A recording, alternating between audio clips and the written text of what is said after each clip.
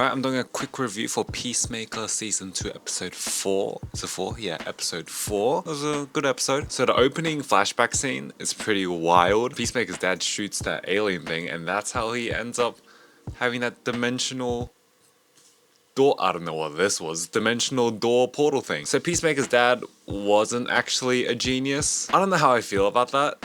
I think in Season 1 it was interesting to see this really twisted racist guy, but he's also able to engineer some great feats like Peacemaker's helmets and stuff. I thought that was an interesting, palette of traits for a character. But now he's just like, oh, he somehow, well, they didn't really reveal how he makes the helmets, but he didn't actually invent the portal thing. So, which is, I guess, like, it's to be expected, but I kind of did like the twist of him actually being really smart and being able to, invent these things. That might just be me. That's like, it's not even a nitpick because I don't really care that much, but And we got Argus finally storming Peacemaker's house.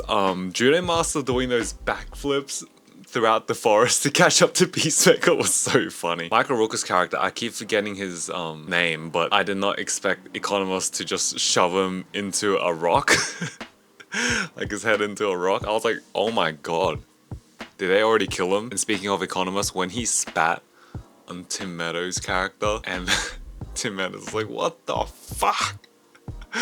That was the first laugh that Tim Meadows' character has gotten out of me.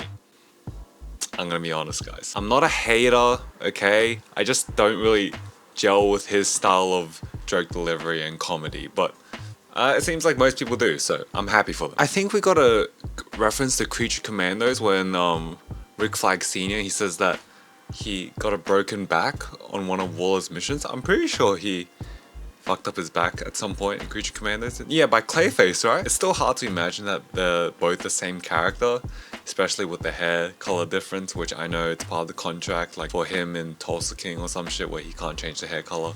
But still, it's just hard for me to imagine that this is the same Rick Flag that was in Creature Commandos. It's also really fun to see him on screen.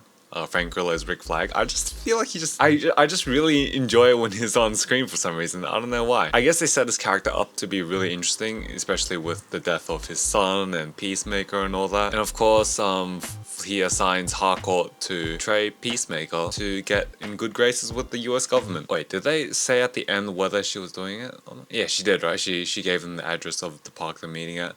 And I assume that's for next episode. And the very ending with Michael Rooker's character doing that ritual thing with the eagle and the astral projection.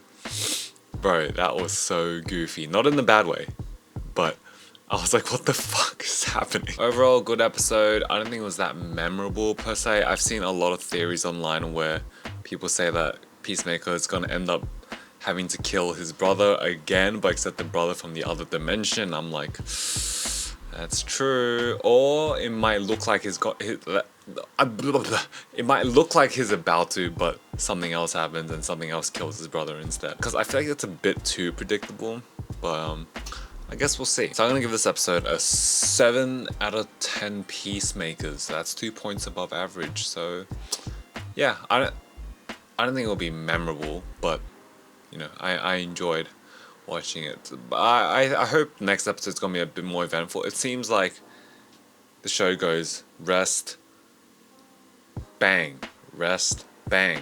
So I'm assuming this is a rest episode, and next episode we're gonna be back to a banger. Hopefully. I have no idea what I'm talking about.